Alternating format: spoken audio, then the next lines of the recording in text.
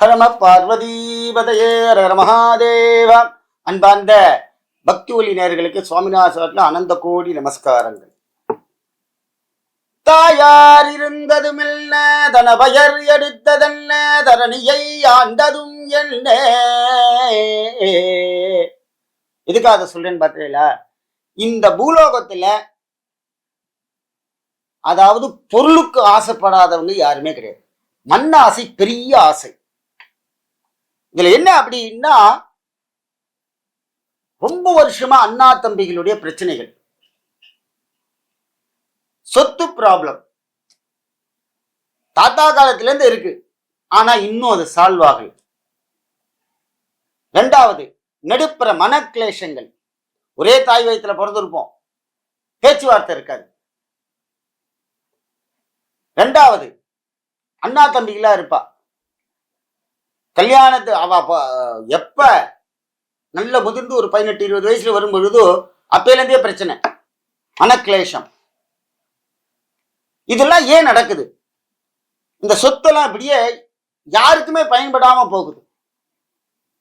அவன் கையெழுத்து பண்ணுமா போட மாட்டான், இவ கையெழுத்து பண்ணுமா போட மாட்டான், அப்பா தத்தளிச்சுட்டு இருப்பார்.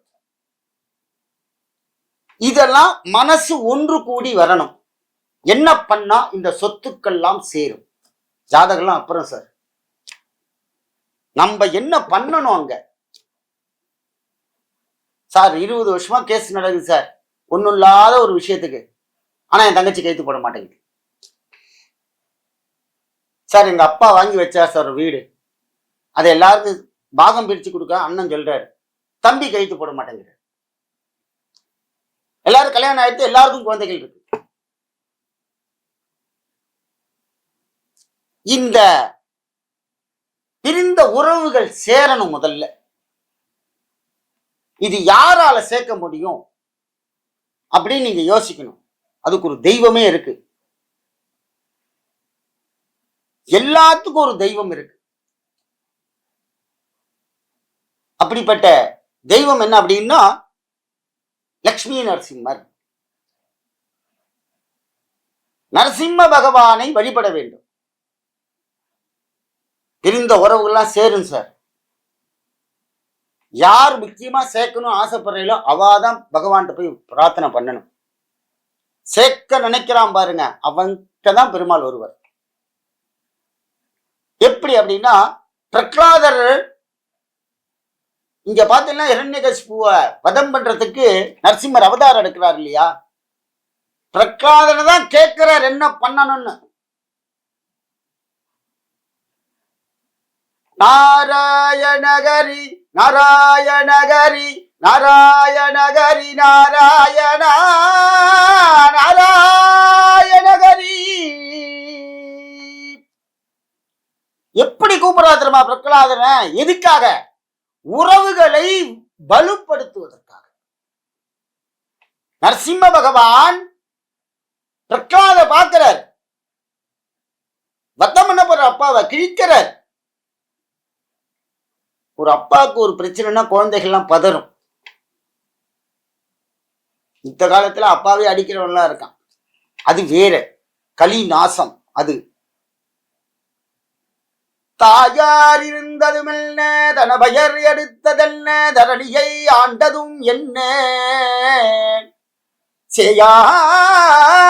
இருந்ததென்ன சிற்றுபல கற்றதும் என்ன. எவ்வளவோ இருக்கு சார். அடியார் பாடுற எல்லாம் இருக்கு எனக்கு பூலோகத்துல.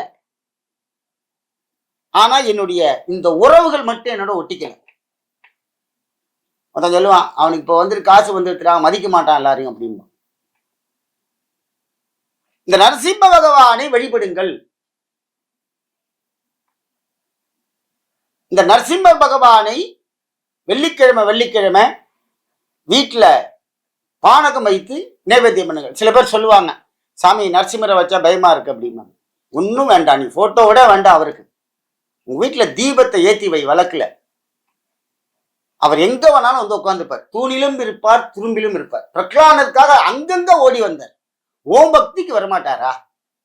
நீ பக்தியா கூப்பிடு.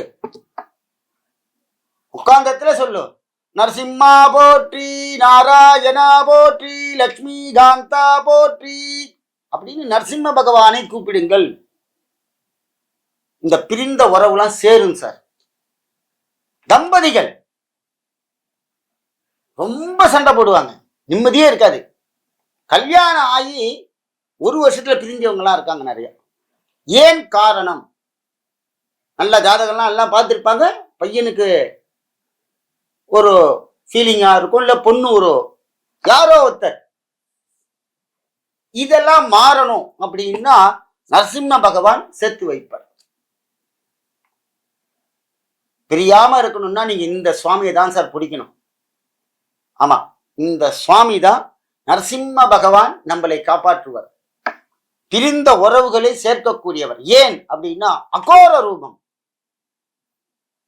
மொத்தம் பேசினே இருந்தான்னா காவல்துறையில வந்து கேட்கிறாங்க போலீஸ் அப்படின்னா அவங்கள பார்த்தோன்னே நமக்கு தானா எல்லாம் பேசுறோம் பாத்தீங்களா, அது ஒரு ராஜ மரியாதை. அதே போல கோர்ட்ல போனேன்னா ஜட்ஜிட்ட ஒரு ராஜ மரியாதை. இந்த நரசிம்மர் அகோரமா இருந்தாலும் நிர்ணயம் பண்ணி கொடுப்பார் நமக்கு. இந்த பிரிந்த உறவுகள் சொத்துக்கள் சேரணும். இதுக்கெல்லாம் மூலாதாரமா இருக்கக்கூடிய நரசிம்ம பகவானை வழிபடுங்கள். இந்த நரசிம்ம பகவான் என்ன தருவார் அப்படின்னா அவருக்கு ரொம்ப பிடிச்சதே பானகம்தான். அதை கொடுத்தேன்னா சுவாமி அந்த கோபத்திலேருந்து தணிந்து நமக்கு நல்ல ஒரு வழிகாட்டுவார்.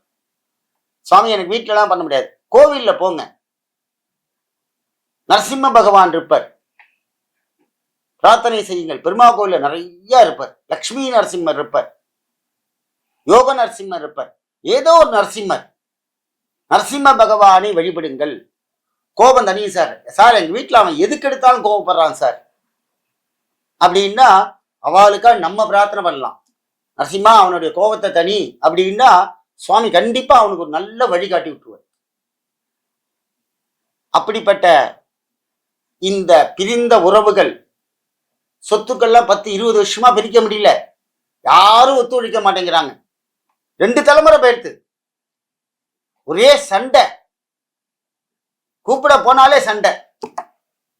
அப்படின்னா யார் இதை நியாய தர்மமாக நடத்துகிறாரோ அவர் நரசிம்மரை வழிபடுங்க. இந்த காலத்துல சொத்துக்கு ஆசை இல்லாத எந்த ஒரு மனிதனும் கிடையாது. அப்படிப்பட்ட இந்த நரசிம்ம பகவான் நல்லபடியா முடிச்சு கொடுப்பார். உறவை வந்து முதல்ல பலப்படுத்துவார். இன்னொன்னு என்ன அப்படின்னா அத்தைட்ட பொண்ணு இருக்கும், மாமாட்ட பையன் இருப்பான். இந்த குழந்தைகள் கல்யாணம் பண்ணிக்கணும் ஆசைப்படும். இவ சண்டையில, அக்கா தம்பி சண்டையில இந்த குழந்தைகள் மூஞ்சி கொடுத்து கூட பேச முடியாம இருக்கும். அதெல்லாம் வேண்டாம். ஏன்னா உறவுகள் மேம்பட்டவை. இந்த நரசிம்ம பகவானை வழிபடுங்கள். சார் எங்க வீட்டுல எந்த பெரியவங்களும் சொன்னதை கேட்கல, குழந்தைகள் நீங்கள்லாம் இந்த உறவு நல்லா இருக்கணும் ஆசைப்பட்டேன்னா நரசிம்ம பகவானை வழிபடுங்கள்.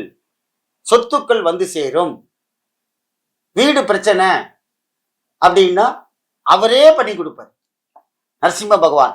ஆகவே ஆன்மீக நேர்களே, நரசிம்ம பகவானை வழிபட்டு நம்ம சொந்தங்கள் உறவுகளை எல்லாம் மேம்படுத்தி கொண்டு, 2வது சொத்து பிரச்சனைகள்லாம் தீர்ந்துவிடும். கோர்ட்ல கேஸ் இருந்தாவோட தீந்துடும். அப்படிப்பட்ட நரசிம்மன் நல்லபடியா நடத்தி கொடுப்பார். அதனால எல்லாரும் நரசிம்ம பகவானை வழிபட்டு உறவுகளை மேம்படுத்திக் கொள்ளுங்கள். ஜெய் லக்ஷ்மி நரசிம்மமூர்த்திக்கு ஜெய்.